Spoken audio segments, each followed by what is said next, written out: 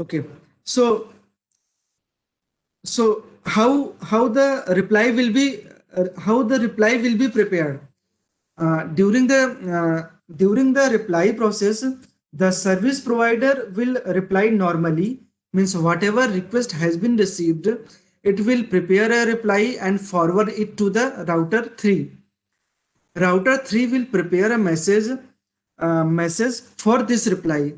What it will prepare from this reply, whatever reply it is receiving from the service provider, it will encrypt using the key K3. Note that this K3 was shared between sender and the router 3, and this will forward the message from to the circuit 3.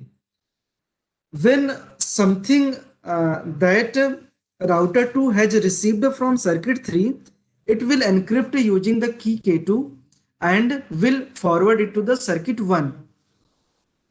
When something a router 1 received from circuit 2, it will again encrypt using key K1 and will forward to the circuit 1. Circuit 1 was the circuit that was created between sender and the router 1. So the entire message was encrypted at 3 level. First was using K3, then using K2, then K1.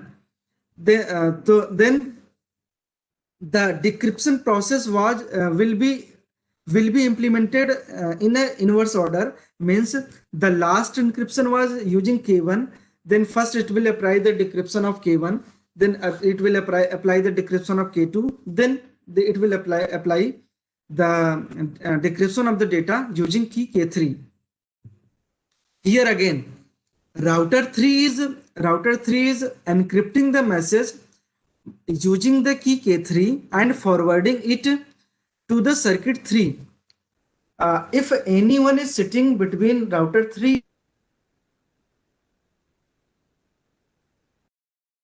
going on, but from that ciphertext it cannot conclude anything. Similarly, if someone is sitting between router 2 and router 1, then he cannot conclude that who is performing the communication, and similarly between router 1 and sender. And since sender knows all the 3 key K1, K2 and K3, he can decrypt the entire data one by one. This is how sender can achieve anonymity at the complete anonymity using the web services. With respect to privacy, since Tor browser does not keeps any cookies, it does not keeps any other kind of identifiable information, then the service provider will know that every time a new user is creating the session and performing the communication. So using this, one can achieve a better level of privacy using the Tor.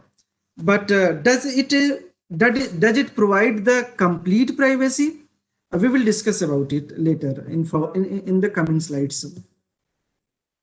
So this was the concept when user want to achieve the anonymity. What if a service provider wants to anonymity? For example, can our website how our website can be anonymous? For example, a user who wants to hide its website, those websites who are hidden is called as dark website, or hidden websites, or anonymized services. The real intention was, as I told earlier, the motivation behind creating the Tor network was very good, but nowadays people are using it for malicious purposes. The same thing is also happening here. People are using dark website for different kind of malicious purposes. For example, for disclosing data breaches, malware and other things. And we will discuss about it. What are the more malicious purposes for which these dark websites are being used. But first, let us understand how someone is hiding themselves behind the Tor network. So it if anybody wants to create a Tor websites, then it uses a top level of domain that is called as .onion. So any Tor websites has a suffix of .onion.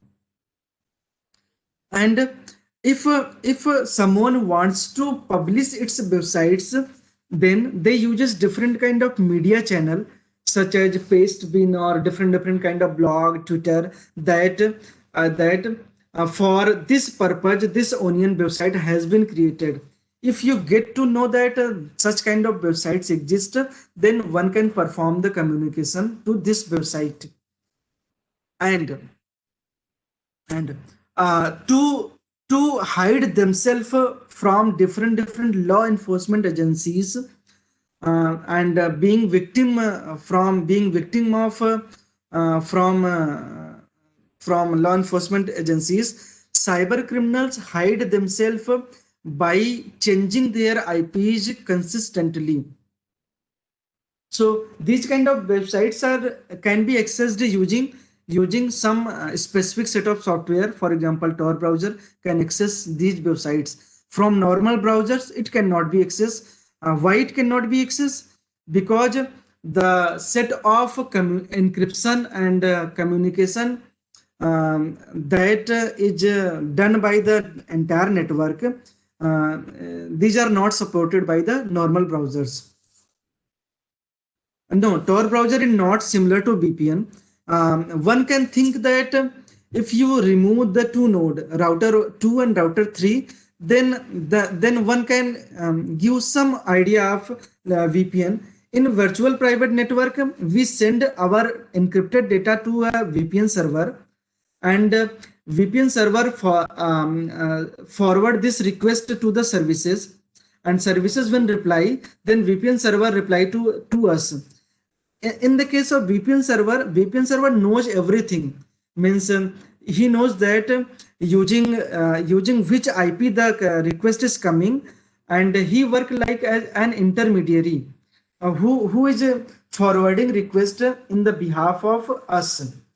So VPN is something different than Tor. In Tor, with the use of by using the three node, router 1, router 2, and router 3, one can achieve the anonymity, while in VPN service provider knows everything about us.